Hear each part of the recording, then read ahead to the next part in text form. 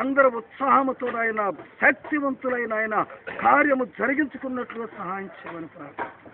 ఎక్కడ చీకటికి అవకాశం ఆయన కార్యము జరుగు వరకు ఆయన వాతావరణం స్వాధీనములు ఉంచుకోమని ఆయన ఇంతదాకా చినుకులు పడ్డాయి. బిడ్డలు ప్రార్థించారు, ఆయన కన్నీరు కాచారు. ప్రభు బిడ్డల యొక్క ప్రార్థన మీరు ఆలకించి వాతావరణం మీరు మంచిగా ఉంచినందుకు కూడా నీకు వందనాలు.